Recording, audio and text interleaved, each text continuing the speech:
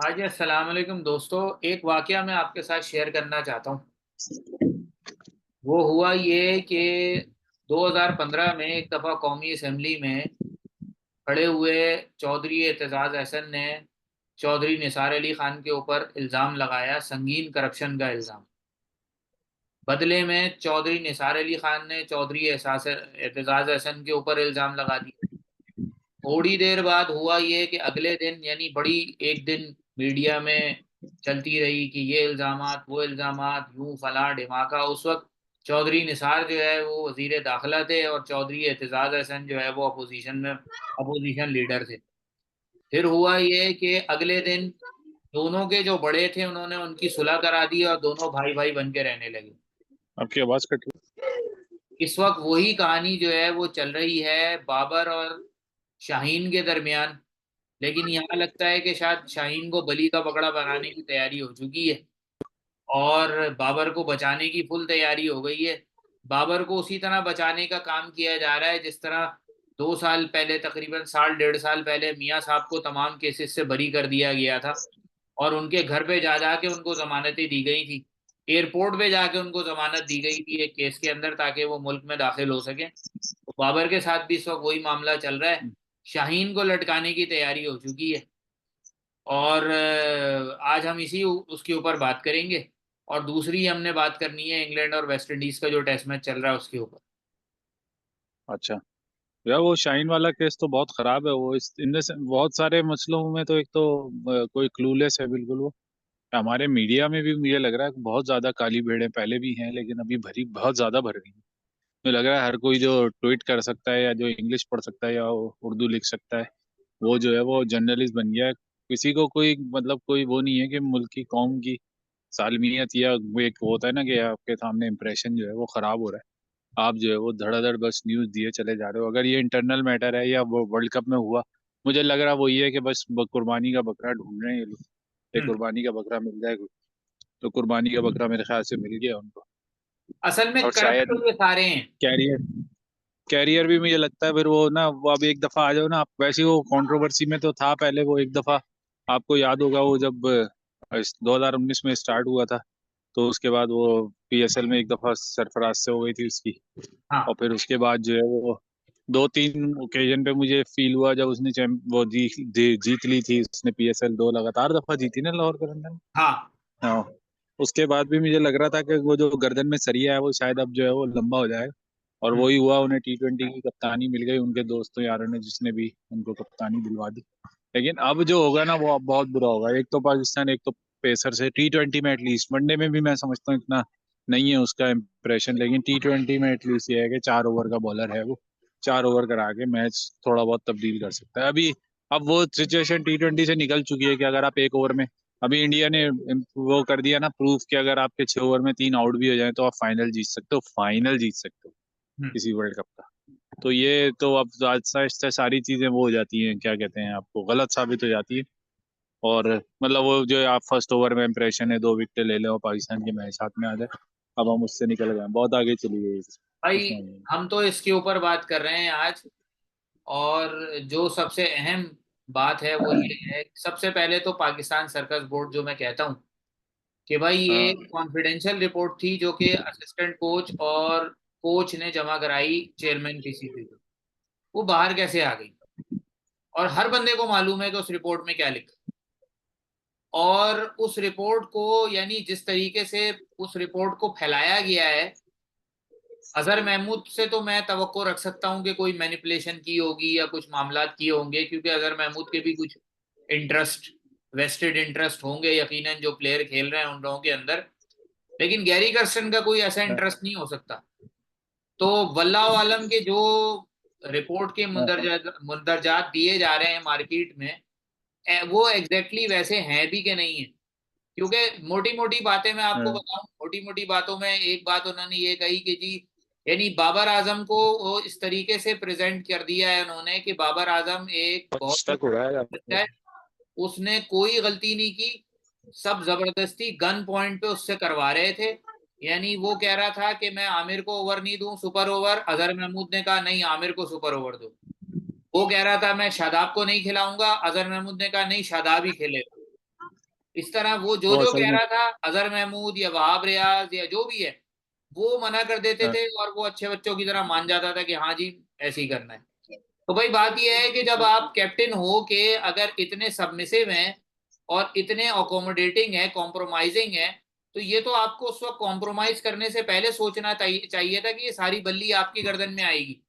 अब आप मासूम बन के नहीं अब निकल सकते कि जी मेरी तो कोई सुन ही नहीं रहा था। भाई नहीं सुन रहा था, आप रिजाइन कर देते। लेकिन रिजाइन आप अब इसलिए नहीं कर सकते थे क्योंकि आप खुद शाहीन की गर्दन पे पांव रख के कप्तान बने थे। हाँ, तो तो बात उस वक्त कप्तानी लेनी नहीं चाहिए थी। हम इसको डिस्कशन ही रखें, क्योंकि हमें तो आपको पता है इतनी जो हमें सामने खबर आती है वही पता चलती है। हम इसको डिस्कशन इसी तरह ही रखेंगे भाई, क्या सही है और क्या गलत है। हाँ, ये है कि अंदरूनी मामला मुझे लग रहा है कि बहुत अब पहले वो जो मैंने राशिद लतीफ को ज्यादातर सुना है, सलमान बट को भी मैंने सुना है, तो वो यही कह रहे थे कि जब कप्तान चल रहा था एक, और जैसे भी था परफॉर्मेंस आ रही थी, आपको बाबर को हटा के उस वक्त शाहीन को नहीं बनाना चाहिए था।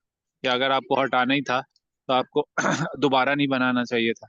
शाहीन को भी उतना ही टाइम देते हैं एटलीस्ट। तो ये सारे मसले मुझे लग रहा है हाँ ब्रेक वही। वाली अब बात है असल कि में ब्रेक इसमें करे। फिर वही और बात आ जो है जाती है ना कि इसमें जो यानी जिस बात पर एक आम तमाशाई को, एक शाइक को गुस्सा आता है, और हमारे जैसे लोग जिनको 40 साल हो गए हैं क्रिकेट देखते हुए, ये हम्म लोग, इन लोगों को जिस बात के ऊपर गुस्सा आता है ना, वो ये है कि भाई आपने देखने वालों को बेवकूफ समझा हुआ है। आप हम्म परफॉर्मेंस अपनी ठीक नहीं कर रहे, और धड़ाधड़ सोशल मीडिया के ऊपर आप वीडियोस डाल रहे हैं। वो एक बंदा तबलीग कर रहा है, उसकी वीडियोस डाल रहा है। दूसरा बंदा जिम में वेट उठा उठा के फेंक रहा है, वो उसकी वीडियोस डाल रहा है। तीसरा जो है वो वेट एक्सरसाइज कर रहा है, उसकी वीडियोस डाल रहा है। भाई हम पे एहसान कर रहे हो। 45-45 लाख भाई रुपए महीने की तुम तनख्वाह लेते हो। इतनी तो बहुत से लोग हाँ, जो मुल्क से बाहर काम कर रहे हैं उनकी साल भर की कमाई नहीं है जितनी तुम एक महीने में सही बात। कमा रहे हो। एंडोर्समेंट अलग है, और नखरे हाँ, तुम लोगों के, ड्रामे ऐसे, और रूडनेस तुम लोगों की ऐसी है जैसे पता नहीं तुम कोई बड़ा हम पे एहसान कर रहे हो खेल के। दूसरी बात ये बिल्कुल। है कि ये सारा चक्कर जो हुआ ना, यानी जो अब ये शाहीन को हर चीज में ये डाल रहे हैं कि जी शाहीन ने ये कर दिया, शाहीन ने वो कर दिया, शाहीन की वजह से माहौल खराब हो गया, ये हो गया, फला हो गया, ढिमाका हो गया। भाई अगर शाहीन इतना गलत कर रहा था, और ये भी नहीं कह रहे कि सिर्फ वर्ल्ड कप में, वो कह रहे जी आयरलैंड के हाँ, टूर पे भी उसका रवैया ठीक नहीं था, इंग्लैंड में भी ठीक नहीं था, और हाँ, वर्ल्ड कप में भी ठीक नहीं था। तो भाई जब आयरलैंड में ठीक नहीं था वहीं से वापस भेज देते। हम्म। आप नहीं, वापस भेज देते। इन लोगों ने नसीम शाह का तो कैरियर उस तरह खराब किया ना, इंजर्ड करके। शाहीन भी इंजर्ड होके वापस आ गए, उसने परफॉर्मेंस देख ली। अब ये लोग सियासत में फंस गए ना। नसीम शाह तो अभी तक नहीं है किसी में, अब ये सियासत में आ गए ना, तो अब तो ये वाकई वही होगा बस, के किसी का पसंद है तो आ जाएगा टीम में, किसी को नहीं पसंद है तो फिर टीम में निकल जाएगा बस।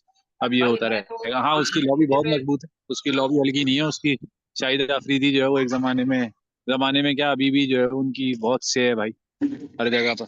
भाई तो मैं तो हो सकता है वो दोबारा इस आ जाए। नतीजे पे पहुंचा हूं कि ये तीनों जो है ना इस वक्त क्रिकेट टीम के लिए नासूर बन चुके हैं। इन तीनों हाँ, ने अपनी अपनी लॉबीज बनाई हुई हैं हाँ सोशल भैया, ये मीडिया तीनों ही के आंसू ऊपर। है। मुझे सोशल लग मीडिया के ऊपर मुझे दबा के इन्होंने पैसा लगाया हुआ है। और इस वक्त हम्म सूरत हाल ये है कि बाबर के फैंस शाहीन को काट रहे हैं, शाहीन के फैन बाबर को काट रहे हैं। इस वक्त ये खुल्लम लड़वाना खुल्ला ही चल रहा है। तो। और वो लड़वा के जिनको आपको पता है, वो जो ब्यूरोक्रेट बीच में बैठे हैं पीसीबी में, वो जो है वो उसको कैश कर रहे हैं। वो इन दोनों की लड़ाई को कैश कर रहे हैं, मतलब बकायदा एंजॉय कर रहे होंगे कि यार अच्छा लड़ रहा, हम तो अपनी जगह पे ही बैठे हैं, हमारी तो तनख्वाह वैसी लगी नहीं जैसे लगी। भाई एक और बड़ी अहम बात मैं आपको बताऊं, ये अरे शाहीन भाई, के साथ वो जो भी है तो हट ना। गए, वहाब और उनको भी तो हटा दिया, हाँ, रजाक वो को। तो बहरहाल अपनी हम्म, वो भी गए अपनी याशी करके, पूरी पूरी फैमिलीज लेके गए। वहाब रियाज तो अपना ससुराल भी लेके गया हुआ था। पूरी पूरी फैमिलीज वहां हम्म, जाके याशियां करती रही। $25-25 पे जो है वो खिलाड़ियों के पे टिकट लगाए हुए थे। वो मामला चल रहे हाँ, थे। डिनर की बुकिंग्स चल रही थी, जैसे ये कोई जो है वो होता है ना, एक कोई सोशल ताइफा जाता है जिसमें रक्कासाएं और ये सब जारी होती हैं। तो उनसे फिर लोग हम्म, टाइम लेते हैं, उनको घरों पे डिनर पे बुलाते हैं, उनको मोटी मोटी रकमें देते हैं। तो ये भी उसी तरह वहां जाके अपने आप को बेच रहे थे। क्रिकेट से तो उनका कोई लेना देना हाँ, था नहीं। अब उसमें कोई एक नहीं, यही सारे है। शामिल थे, यानी तीनों ग्रुप शामिल थे। ये यहाँ पे भी यही कर रहे हैं, ये लोग पाकिस्तान में भी यही कर रहे हैं। खबर यही है भाई, इंटरनल खबर यही है, सब पाकिस्तान में भी यही कर रहे हैं। और ये ना, किसी अगर कोई सहाफी या कोई इनको बोले ना कि आपका अलग से इंटरव्यू लेना है, ये मैं साथ साइड नहीं ले रहा, एक पता नहीं करंट टीम में कौन है, T20 में नाम यार, एक अबरार अहमद ने पैसे नहीं लिए क्रिकेट पाकिस्तान से, और पता नहीं एक कोई और प्लेयर है, दो प्लेयर हैं जिन्होंने पैसे नहीं लिए क्रिकेट पाकिस्तान से इंटरव्यू देने में। बाकी सारे प्लेयर जो है वो बोलते हैं कितने पैसे देंगे उस हिसाब से फिर वो इंटरव्यू देते, वरना नहीं देते। तो बहरहाल ये तो अब एक ऐसा समझ लें कि एक नासूर वाला मामला बन गया है। तो अगर क्रिकेट हम्म। को ठीक करना है तो फिर तो यही है कि इन तीनों को साइड पे करें, इनके ग्रुप्स भी साइड पे करें। ज्यादा से ज्यादा क्या होगा, 10-15 खिलाड़ी बाहर हो जाएंगे टीम से, हाँ यार, लेकिन इस तरह होगा नहीं, मुझे और लग रहा है टीम अभी हारना सीरीज शुरू हो ज्यादा दिन। जाएगी। तो पहले भी कौन गिलेस्पी सी भी दिख देख, रही है। हाँ, गिलेस्पी भी देखेगा, बोलेगा यार ये वो आवेगा आवे जुड़ा है, मेरे होने से क्या होगा, वो बोलेगा जो चल रहा भाई चलने दो, बस मुझे टीम दे दो। बांग्लादेश, या बांग्लादेश वैसी आधी तो शिकस्त ही हुई है तो बांग्लादेश को मैच शुरू होने से पहले, तो वो जो है वो पाकिस्तान में तो फिर मुश्किल हो ही नहीं, जाएगी। इस वक्त तो सिचुएशन खैर। ये है कि टेस्ट टीम तो फिर भी कुछ सेटल है कि उसके अंदर आपकी एक बैटिंग सेटल है, एक बॉलर्स। अब आपको जो है वो जो ऑस्ट्रेलिया के टूर के बाद एक प्लेयर हो गया कि भाई आपके पास जो टेस्ट मैचेस के अंदर खुर्रम शहजाद, आमिर जमाल, मीर हमजा और नसीम शाह और आप और ऐड कर लें तो ये 4 बॉलर आपके पास ऐसे हैं जो कि टेस्ट क्रिकेट के लिए आपके पास लंबी बॉलिंग करने वाले बॉलर हैं ये। तो वो हम्म। टेस्ट टीम तो एक तरह से सेटल है। लेकिन इनका वही हिसाब किताब है कि जब ये उखाड़ पिछाड़ करेंगे तो ये तीनों ही टीमें उखाड़ फेंकेंगे। हाँ ना, यही तो मसला है, मैं आपको यही बीच में रोकने वाला था कि जो आप कह रहे हैं ना सेटल, ये पाकिस्तान में ये चीज सेटल वेटल का कोई सीन नहीं है भाई, टीम में खासकर।